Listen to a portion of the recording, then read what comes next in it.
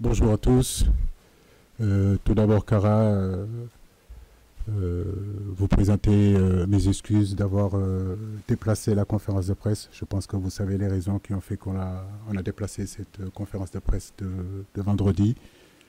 En profiter aussi pour présenter mes condoléances à toutes ces familles-là qui sont en souffrance et qu'ils sachent que nous sommes avec eux.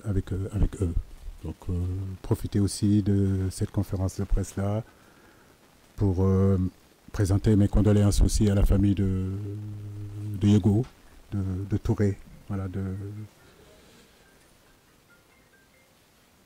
ouais, je disais présenter mes condoléances à la famille de Touré. Voilà, quelqu'un qui a été un précurseur, en tout cas, du fait de faire voyager des joueurs, de les amener, de les faire découvrir dans d'autres pays. Présenter mes condoléances à Gabriel Guikoun, à Mamadou Khan, Omar Dian, tous ces garçons-là qui le connaissaient très très bien. Voilà.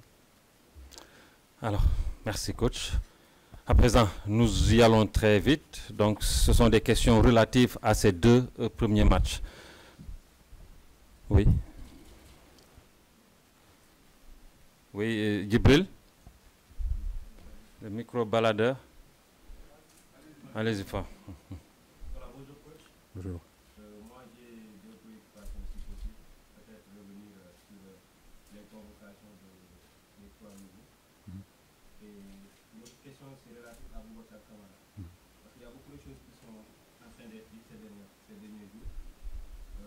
Déjà son agent disait récemment il faut demander à Aliou Cissé ou à Augustin Senghor de dire la vérité au Sénégalais. Est-ce qu'il y a des éléments de réponse par rapport à ça?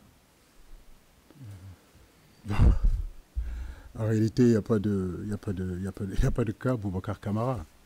Je veux dire, si vous regardez ce que je disais au mois de mars dernier, c'est que nous, c'était le profil de Pape Gueye qu'on était en train d'aller chercher. On est allé le chercher, mais on regardait aussi le profil de Boubacar Kamara. Maintenant, n'oubliez pas Kalilou Koulibaly, Edouard Mendy, Pape Gueye, pour ne citer que. Donc, on n'a jamais eu des problèmes, si vous voulez, dans ce domaine-là. Maintenant, son agent, nous, ce n'est pas notre interlocuteur, en réalité. On ne parle pas avec les agents. La fédération ne parle pas avec les agents. Nous avons nos réseaux, et je pense que Boubacar Kamara a fait un choix. Et ce choix-là, il faut le respecter. C'est tout, il faut le respecter. Et moi, je respecte ce choix-là et je lui souhaite de bonnes chances. Je préfère qu'on nous parle surtout des joueurs qui sont intéressés, qui sont là, et que de parler d'un joueur qui n'est pas là. Moi, je respecte son choix et je crois que la Fédération sénégalaise de football aussi respecte ce choix-là. Maintenant, concernant les trois nouveaux, comme vous le dites, ce sont trois joueurs que nous pensons qu'ils ont le potentiel pour venir dans cette sélection. Iliman, c'est un garçon qui joue en championship. C'est une division qui se trouve en dessous, évidemment, de la Première Ligue. La Première Ligue que vous avez souvent l'habitude de voir. Mais la championship, c'est un championnat très rude, très difficile, très physique. Il y a beaucoup d'intensité. Et je peux vous garantir que pour un attaquant, évoluer là-bas, ce n'est pas évident. Donc, sa deuxième partie de championnat a été meilleure parce qu'il a été quand même plutôt décisif. Il a marqué 6 buts. Il a une marge de progression. C'est un garçon qui est capable de jouer sur tout le front de l'attaque. Ailier gauche, ailier droit, sous l'attaquant, attaquant gauche, attaquant droit. Donc je pense que c'est intéressant de le voir, de le faire venir pour qu'il comprenne aussi quel est son statut dans cette équipe nationale-là et ce qu'on attend de lui. Il a une bonne marge de progression aussi. Demba Seck, c'est un garçon qui est au Torino.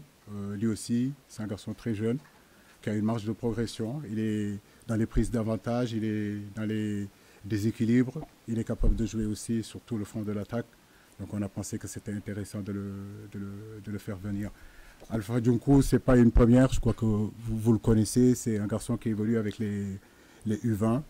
Un garçon très solide, capable de bien défendre sur les 1 contre 1, mais être capable aussi d'être un bon contre-attaquant. Il était à Manchester City, s'entraînait avec l'équipe première. Il est à Barcelone aussi, il s'entraîne avec l'équipe première. Bon, il n'a pas beaucoup de temps de jeu, mais je pense que c'est important aussi dans ces périodes-là d'ouvrir l'équipe. Ça aurait pu être Noah Fadiga, ça aurait pu être aussi John Lepi et d'autres joueurs aussi, comme Moussa Niakhaté aussi, qui veulent venir en équipe nationale. Mais comme vous le savez, on n'a que 2 matchs et on ne peut pas appeler tout le monde. Voilà. Merci. Oui. Ne craignez-vous pas avoir des joueurs sans fraîcheur physique parce qu'on est en période de fin de saison? Est-ce que vous avez préparé avec votre staff médical des astuces qui pourront permettre de récupérer des beaux joueurs avec beaucoup de fraîcheur? La deuxième, c'est le coach du Bénin a dit qu'il est venu jouer son Vatou.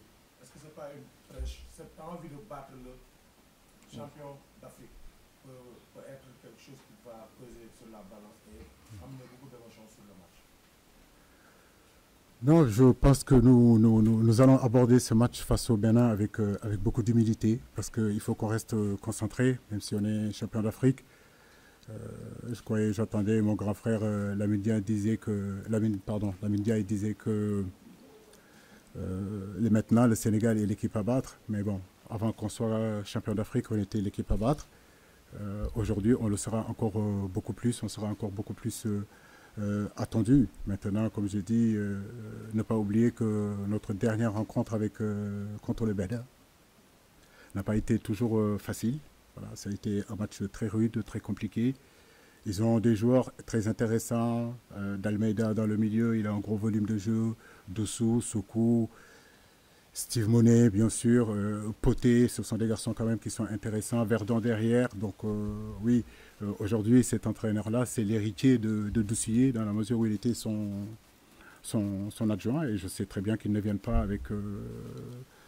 en victime ici à Dakar, mais nous, je crois qu'on a la confiance aussi de nos dernières sorties, où on a fait quand même des choses assez intéressantes, surtout le dernier match ici contre l'Égypte. Et donc nous devons continuer notre progression. Voilà.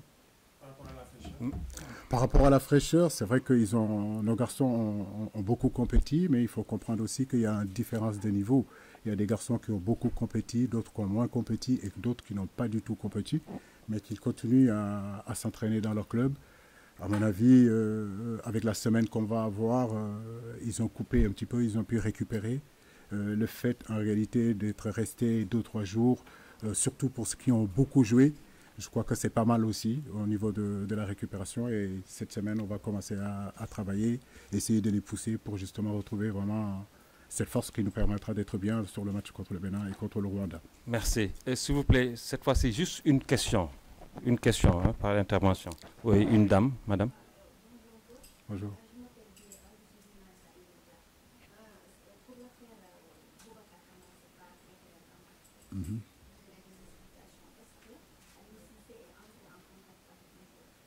Oui, rentrer en contact, oui, mais est-ce que je lui ai parlé? Non.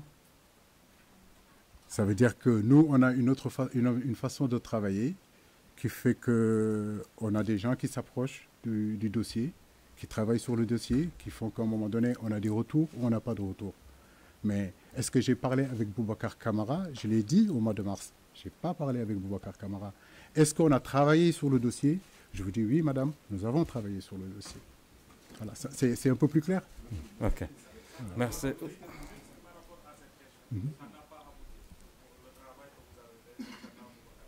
Pardon? Le travail que vous avez fait par rapport à Boubacar Kamara, pourquoi? Qu'est-ce qui a bloqué Mais son choix? À partir du moment où il fait un choix, que voulez-vous que je fasse? Mais ok. Oui, ok. S'il vous plaît. Bon. Écoute, s'il vous plaît, on pose des questions, pas de polémique. Hein. Alors, non, c'est pas polémique. En fait, pour vous dire juste une chose, c'est la conférence de presse de l'équipe nationale du Sénégal. Voilà, parlons un petit peu de notre équipe, parlons de nos matchs qui sont en train d'arriver. Et je vous garantis que le cas Boubacar Kamara ne va pas prendre la conférence de presse. C'est pas possible. Voilà. On lui souhaite bonne chance, bon vent. Quand même, sur l'approche des binationaux, vous pouvez tout me reprocher sur ça. On a fait venir quand même pas mal de joueurs. Et il y a des jours que je me suis approché et que je n'ai pas pu faire. Et qui ont joué pour la France et personne ne sait.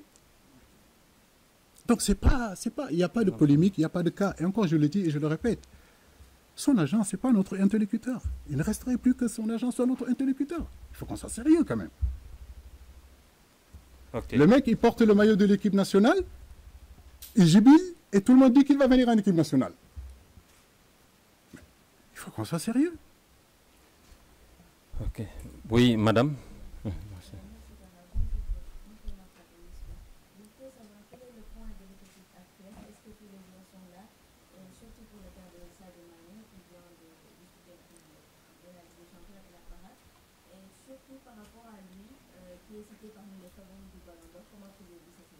Merci beaucoup. Ça, c'est une question qui va à l'encontre de notre équipe. Voilà, donc, oui, tout le monde est là. Il manque Sadio, effectivement, qu'on va laisser récupérer un petit peu. Mais je pense que d'ici demain ou après-demain, il sera avec nous. Oui, le Ballon d'Or, bien sûr, qu'on y pense. Je crois qu'il a beaucoup donné.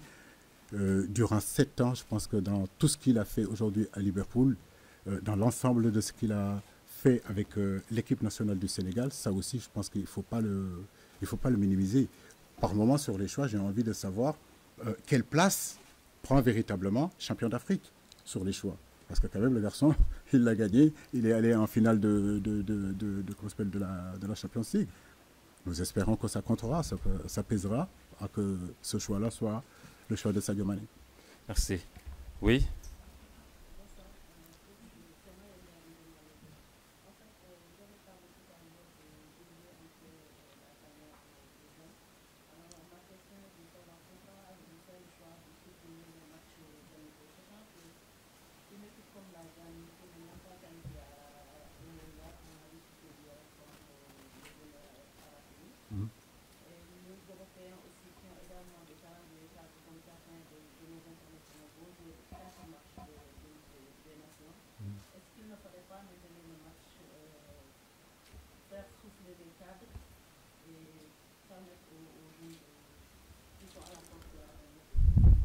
Oui, ça peut être une option. Ça peut être une option. Mais en réalité, la préparation de ces matchs-là sont plus que difficiles. Ça fait 7 ans que je suis là. Notre préparation de la Coupe du Monde en 2018 pour avoir aussi des sparring partners, c'était très compliqué. Regardez je reviens toujours au mode de qualification de la Coupe du Monde, comme se fait en Afrique. Donc on est en retard, bien sûr, sur notre préparation. Nous, au mois de mars, on jouait les barrages. Pendant ce temps-là, les Européens, eux, ils jouaient déjà des matchs amicaux. La France a joué la Côte d'Ivoire, la France a joué l'Afrique du Sud. Nous, aujourd'hui, ils ont créé un championnat qui s'appelle la Ligue Europe. Donc ça veut dire que dans ces périodes-là, nous ne pouvons pas jouer contre ces équipes-là. Vous avez bien entendu que on a failli faire le Brésil. Voilà. Et à la dernière minute, ça n'a pas pu se faire. Donc ça aussi, c'est des tratractions, c'est des choses qui vont au-dessus du coach, qui vont au-dessus, à un moment donné, de l'aspect technique. Voilà, un jour, une équipe qui veut vous jouer, et vous donne votre aval, allez, à 90%, 95%, et à la dernière minute, il vous dit, écoutez, je ne veux plus jouer. Donc, les matchs de préparation aussi, ce n'est pas jouer pour jouer. Aujourd'hui, nous sommes dans un groupe qui est constitué de la Hollande, du Qatar et de l'Équateur. Donc, en réalité, quand on prépare aussi une compétition, c'est essayer d'avoir des sparring partners qui collent au profil de ces équipes-là. Donc, il ne s'agit pas de jouer pour jouer. Si c'est jouer pour jouer, oui, bien sûr qu'on peut jouer. Mais nous voulons préparer une Coupe du Monde avec aussi des sparring partners qui peuvent coller aussi au profil de nos adversaires. Oui, on prend les 2 dernières questions. Oui, au fond, monsieur. Bonjour, coach, c'est Ali Faye du quotidien Stade. Coach, depuis le tirage des bouts de la Coupe du Monde, on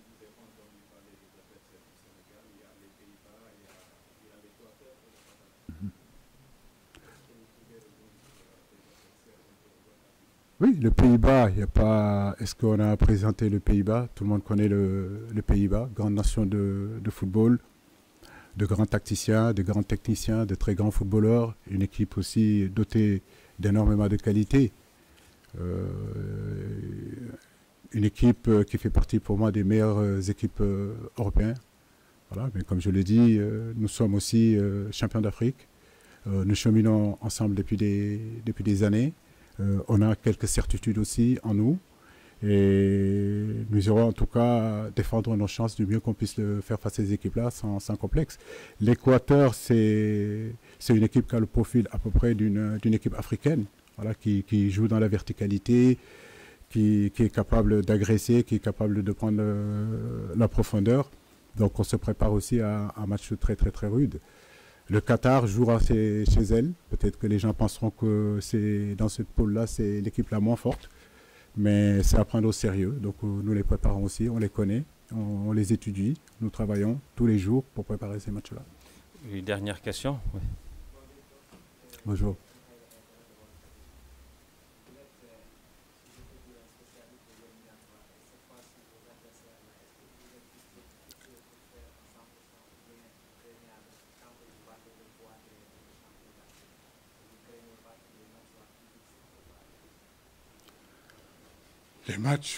Les matchs ont toujours été difficiles et resteront difficiles et continueront à être difficiles.